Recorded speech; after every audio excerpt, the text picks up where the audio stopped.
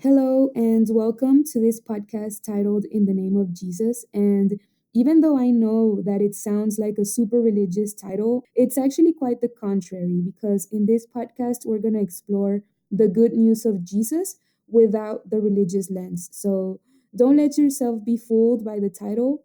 Even though it sounds religious, the truth is that it is not because religious doesn't really do justice to how cool Jesus is and how good the good news are. In reality, the etymology of the word gospel comes from good news. So, the intention of this podcast is to explain Jesus beyond the religious lens, specifically to people that have been going through an awakening, some sort of consciousness awakening, and people that have been exploring all sorts of philosophical doctrines, spiritual teachings, psychological awareness, all kinds of information that you get to explore in that kind of awakening that I feel I was there during several years of my life. And this specific audience, I feel that has a really beautiful thirst for truth. So all of this phenomenon that's going on today with consciousness awakening to me is a really good sign that humankind actually has a really big thirst to uncover truth. So it is really beautiful. And this is why this podcast is going specifically to this audience, which I feel that this specific audience, including myself, has felt a rejection towards Jesus in the past. And the sad thing is that in reality, this rejection is actually not towards Jesus because in order to reject something, you have to truly know it first.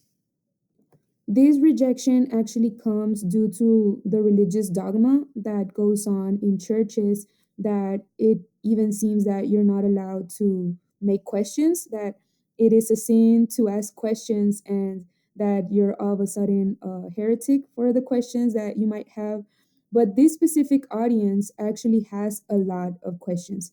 And this is really good because you get to use your own intellect, your own reasoning, and your own personal experience. So I want these people to know that Jesus is not the one that demonizes these questions. On the contrary, God actually gave you a really beautiful intellect that you get to use. So this is the way that we will be navigating the conversation in this podcast. We are going to explore the revelation of the person of Jesus through the same intellect and logic that God Himself gave us. So know that reason and faith actually are not separate or contradicting each other. On the contrary, faith is almost like the father of reason, and we will explore why in this podcast or in which sense this is so. So, if you have felt curiosity for Jesus, specifically in these times, that each time we get to see more and more stories of people that go from New Age to Christ, but at the same time, you don't feel comfortable with that simple answer that people give, that it's simply so because the Bible says so. Oh, it's just so because it says so in the Bible, right? But if you don't even trust the Bible, then that explanation won't really be valid for you, right? I felt the same way. I thought the same. So you're in the right place because we will explore these topics beyond the religious answers. So we're going to start with the first topic, that is trusting life is trusting God, which I think that talking about this topic, trust, or the distrust, the mistrust that we have in life, we actually get to cover most, if not all, the problems that humanity has. Because this lifestyle that we've had in survival is actually the root to every single one of our collective problems, because it has to do with the competition that there has been between humans, the wanting to fit in. So, therefore, we mold our identities. We put on a social mask so that we get to fit in. We unconsciously manipulate. Even we even go around in this falsehood, not only among each other, but with ourselves, when we don't dare to accept who we are or the truth that our heart is feeling, because we want to fit into a social group so bad. So then we move in falsehood in order to fit in. So everything else that's a problem in this world, violence, discrimination, and any other kind of big problem, has its root cause in common in the distrust or mistrust that we have towards life. This survival instinct that makes us want to survive at all costs, regardless of what the person beside me will suffer. So, this kind of toxic selfishness that humanity has lived, this collective selfishness, this desperation that we've had to survive through our own means, this obsession that the mind has for control is actually evidence that we don't trust each other. And in the end, it's also evidence that we don't trust in life and in God. So, since we don't trust God, that's why we feel that we have to protect ourselves. That's why we feel that we have to compete with each other in order to survive. So then we start living according to fear. Fear becomes the motor of our lives. Instead of having love be the motor, instead of having love inspire our actions, fear is the one that has us acting in this desperate way to have everything under control in order to survive. And right here, I want to make a quick parenthesis before we elaborate a little more to where this awareness takes us, the awareness on how we've been mistrusting life and we haven't trusted God, and how this actually results in the mistrust among each other and the competition and defense mechanisms and violence, etc. In this parentheses, I want to talk about how even an atheist, someone that doesn't believe in God, and speaking about a healthy atheist, right? A healthy atheist will believe in doing what's right. And this concept of doing what's right, manifested in its most exalted form, would be doing what love says to do, doing what's loving. Because in one side of the spectrum, we have love, actions inspired by love. And on the opposite extreme of the spectrum, we have actions motivated by fear. So an atheist that seeks to do what's right will eventually find that he wants his motivation to be love. So even an atheist that seeks to do things for love or out of love, an atheist that believes in love, the truth is that this person is already believing in God, even if they don't know it yet, because we know that God is love, right? So just as the biological phenomena that occur inside our bodies when we are in love don't mean that love doesn't exist.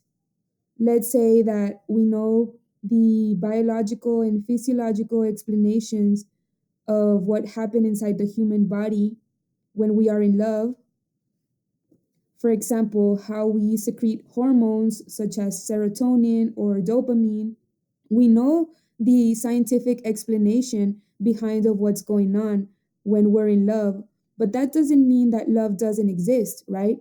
It doesn't mean that love doesn't exist because all of a sudden I found a scientific explanation to what's going on inside my body. I'm not going to say, "Oh, love doesn't exist," because all this time it was just a chemical reaction inside my body with serotonin and dopamine, therefore love doesn't exist. No, all these scientific explanations are just a language that we found to explain what's going on in the form.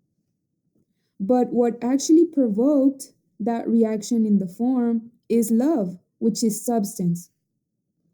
In this same way, we can't say that God doesn't exist because we've uncovered scientific explanations to different phenomena in nature or what's going on in the cosmos, right, in the universe. It doesn't mean that God doesn't exist just because we have more language and more knowledge and more tools to explain the form. But what's behind is actually the substance, that's God. And this is where we're gonna start going into one of the first concepts that will help us understand at a deeper level what God is. And this is the difference between substance and form, okay? So In this example that I was using of how when we feel in love, all these hormones like serotonin and dopamine are secreted in the body, we can see that the substance is love and the form are the hormones, the dopamine and the serotonin and all the other physiological things that happen in the body. That's the form, but they obey the substance, which is love. The substance manifests in the form. In this same way, God is the substance of the universe. And the word itself says it. Substance. Sub means beneath or below, and stance speaks to us about a stance, right? Standing above something. So the substance will be that which is below everything else that's standing on top of that. The substance is what's below everything else that exists, and that's God. That solid ground, that solid platform, so to say, that allows existence itself to manifest, that's the substance, which is God. Everything else is being supported, it's finding its support on God. It's having its stance, it's standing firm on the substance, which is God. So God is substance. And this is something that will allow us to see why science hasn't been able to prove, quote unquote, the existence of God. And the reason is because science is actually using tools that are made up from form, from matter. So these tools can only measure form.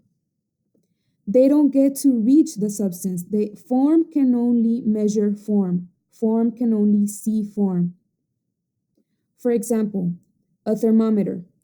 A thermometer that's built by form, by matter, it can only measure temperature, which is also a phenomenon of the form. It measures how much light, how much heat, right? Photons, heat waves. That's what a thermometer is measuring, its temperature, but it's still form.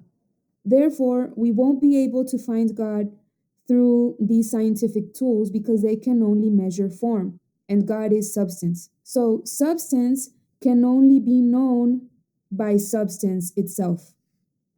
And the good news is that God actually put substance inside of you so that you can know Him yourself, and that's your consciousness. That's also your ability to feel love. And right here, we start to explore the terrain of the essence, that essence that you are beyond the egoic identity that you have believed that you are.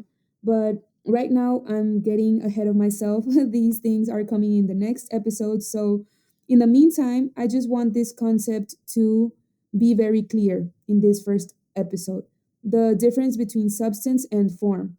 And to clarify it even further, I will give an example that has been really helpful for me. And uh, and this is taking literature. So, in literature, for example, in novels or any kind of literary work, we know the difference between substance and form. In Spanish, we know it as fondo y forma, which is really interesting because the word fondo actually translates as background, which also relates to what we were speaking about previously with the word substance, right? That would be another way to describe it. It is the background of existence, that which is in the background. So, fondo y forma, substance and form. In a literary work, that which is the substance will be the message that is being communicated. This will be the substance, the richness of the message that is being written, right? And substance could even be what this message provokes in me, what it is making me feel inside. So that's the substance of a literary work, the message itself. Whereas the form will vary in many different categories. For example, one type of form could be the voice that is being used by the author. Let's say what kinds of words the author is choosing to use or which sense of humor the author is using. And this could be perhaps the form that is closest to the substance, the kind of form that is closest to the substance, because it is the style of the author, right? But we could even get a little more tangible or away from the substance so that we can see a more tangible example of the form. And this would be looking at the font, right? That's an example of a very tangible kind of form. What font each author will choose, whether one author is choosing Times New Roman and another is choosing Arial. I don't know if that's how you pronounce it in English, but that's another kind of form, the font. And even further, if we use Times New Roman, is it Times New Roman 12 or is it Times New Roman 9? What's the size of the font? That's also another kind of form. All of these are different categories or ways in which we can observe the form of a literary work. Another example is the way that the whole text is organized, right? How many paragraphs did the author choose to use? Is the author using an APA format or an MLA format, like those of us who were assigned to write essays in college, right? That's another kind of format. So, this is a difference between substance and form. And we can see in this example of literary works that the form cannot exist without the substance. A piece of writing, a paragraph, or even an entire novel wouldn't be able to exist if I didn't have a message in the first place. If I didn't have a message, a substance that I wanted to communicate in the first place. That's the relationship between creation itself, which is form, and God, which is the substance. So, speaking about the way in which we try to find God through the scientific tools, which are form and that are not able to find the substance, and we apply it to this example with literature, it would be like trying to understand the whole message, the whole richness of this piece of literature, of this piece of text, but instead of reading the whole thing and processing it through my own substance and ability to comprehend, I am obsessed with a specific word and I am obsessed with the font of this word and I'm trying to figure out, is this Times New Roman? Is this Arial? Is this size 12? Is this size 13? And then I complain because I can't find the message. I can't find the substance of this text, but no wonder because I'm so focused on the form that I lose sight of the substance, that I lose sight of the entire message, of the meaning behind the text. In this same way, when I'm focusing on scientific tools to find God, in reality, I am losing focus on the substance. My focus is on the form instead of going beyond the form. Now, coming back to the initial topic of this episode of how trusting life is trusting God, and also the contrary, mistrusting life is also mistrusting God. And now that we've acknowledged that this is the root of all of our problems as humanity, now we can speak about that next step, which is how do I trust life or how do I trust God? Because the reality is that I cannot trust that which I don't know. I cannot trust someone that I don't know. It'd be too easy to say that all of our problems will be immediately solved once we just choose to trust God. So just choose to trust God. Why don't you trust God? And that's it. But the reality is that we can't genuinely trust something that we don't know. How can I trust God if I don't know God? How can I trust life if I don't know the substance of life? If I don't know if it's good or bad, right? And this is where existential crises come from. This is where these thoughts that are nihilistic, these kinds of attitudes that say that life has no meaning. And with meaning, again, with the word meaning, we see the relation with substance again. So to truly start to trust life, I have to dare to know it beyond just the surface, beyond just the form, to know the substance of life itself. And the good news is that, as I said a while ago, is that we do have substance inside of us that allows us to get to know the substance, which is God. And the truth is that there is no other way to get to know the substance other than going through my own substance within as well. So let's start to analyze what this means. What does it mean to know the substance through the substance? And to address this, it is useful to look at the word know. How do I know something? This word to know, knowledge, in its etymology, it'll take us back to the root word know, GNO, which connects to the word gnosis, GNOSIS. And a variation of this word gnosis is the word ginoskomen, GINOSKOMEN, which till now I have only seen being used in the Bible. So both of these words share connection in their roots to the meaning knowledge. Okay, so it's different forms of knowledge. The word gnosis is more popular. Why? Because it has become popular through these circles that have been in the search of an awakening, a consciousness awakening, right? Consciousness, knowledge. So, gnosis connects to this Gnostic path. And I found myself in that path during several years because the truth is that, yes, you can find many answers to questions about life itself through gnosis. You start to understand phenomena about the universe, about life itself through your own Gnostic process, which you couldn't have learned simply by reading something because it is knowledge beyond the mind, right? It is not the kind of knowledge that relates to memorizing something that you simply read in a book and that's it. No, it's the kind of knowledge that penetrates your own experience and your own conscious process of reasoning, and through your own experience, it involves your senses to acquire this kind of knowledge that goes beyond the mind. So, this is why this word gnosis is more popular in these circles that speak about consciousness awakening. However, the word hinoskomen I had never heard until I started reading the Bible. And I want to let you into a lesson that Jesus gave me when I started relating to him. And it is precisely the difference between these two styles of knowledge.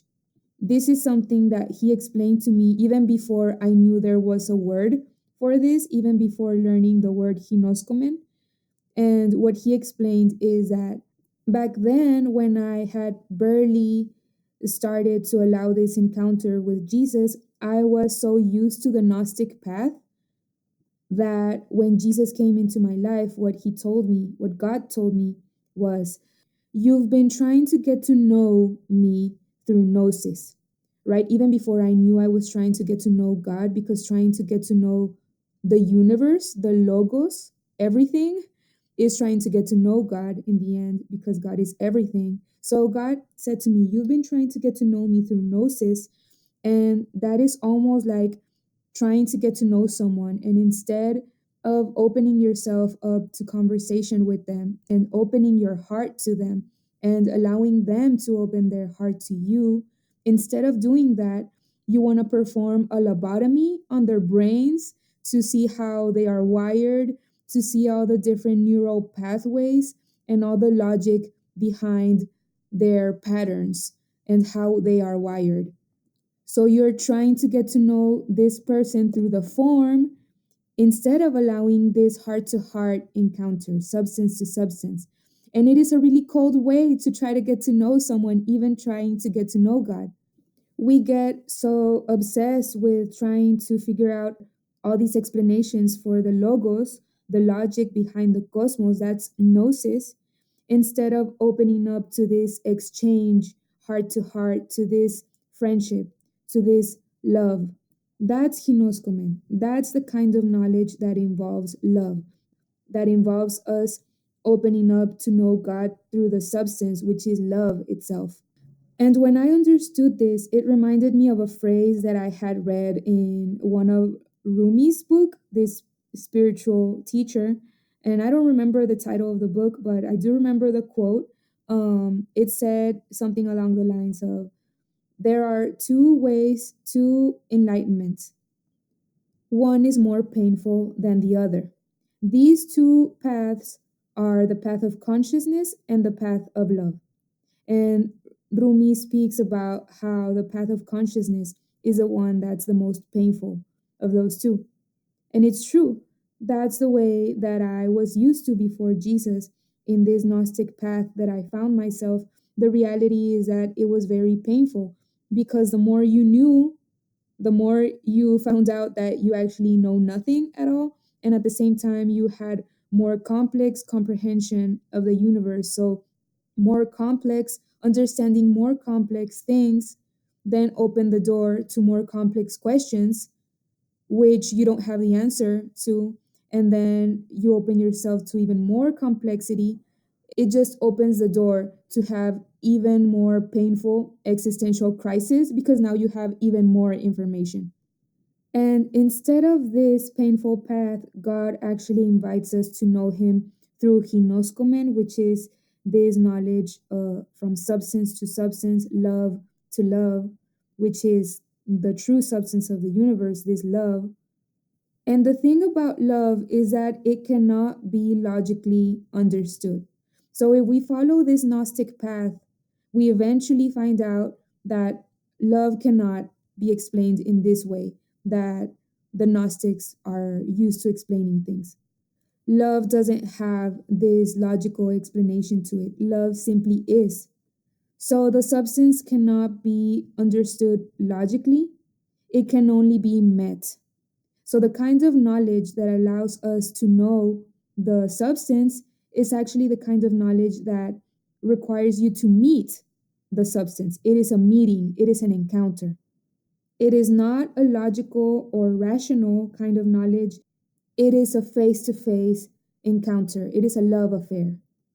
And in order to understand this affirmation in a more simple way, this idea about how we cannot know God just mentally understanding the logos, because God is love, and again, love requires an encounter, heart to heart, face to face. It is useful to have this example in mind. Think about someone from your high school that maybe you knew their name. Let's say their name was Bob, and you knew that Bob existed. Bob was a friend of one of your friends, but you never really spoke to Bob directly. So if someone asked you, do you know Bob? You might have answered, yeah, I know Bob. I just don't know him personally, right? So there's a level of knowledge there. You know Bob mentally, you know that Bob exists, but you don't know Bob personally. You haven't had an encounter with Bob. You haven't met Bob yet. You haven't met him. You can't say that you truly know Bob because you never had an encounter with him. You have never met Bob, so you cannot say that you truly know him. You just know that he exists, right? You start to get to know him once you meet him, and then you open up to conversation with him, and then a friendship starts birthing, and you open your heart to him and he opens his heart to you, and that's when you start to truly know him as a person. Instead of just rationally understanding his existence, you start knowing him. It's the same way with God. He invites you to have a personal encounter, substance to substance. And that's the good news of the gospel, that this is actually possible to have this kind of personal encounter with God. It is not only possible, it is actually what we were created for. It is what we do when we are in our essence, when we allow ourselves to flow from this space that is the most freedom that we will ever feel. We have this intimate encounter with love himself, which is God. This is what the true gospel is about, the good news of Jesus. And yeah, the gospel may sound like craziness, and in a way it is, and I would even dare to say that it is intentionally so. Why? Because its role is to get the mind to finally surrender all control, to finally give up trying to understand everything, and finally let go of this illusion of control. And at the same time, it is humbling to admit that our intellect will not understand everything, that our intellect will point us towards God because all of the roads eventually point towards Him. However, there will come a time, a moment when we will have to let go of this obsession with trying to understand it all, with trying to give an intellectual explanation to everything, so that we can finally have this encounter face to face, heart to heart, substance to substance in love with God. And this is where reason finally humbles itself to start learning the ways of faith. Because again, faith does not contradict reason. Faith is like the father of reason. Faith explains reason with ways that reason is able to understand. However, faith has more maturity than reason. Faith simply knows. And at the same time, true faith will not censor the questions that reason has. It'll have a way to point reason into faith. It'll have a way to point reason into faith without censoring those questions. So, this was today's topic. I hope you enjoyed. Stay tuned for the next episodes in which we will continue to explore everything related to God, to life, to Jesus, from this focus that doesn't demonize questions. On the contrary, it invites reflection.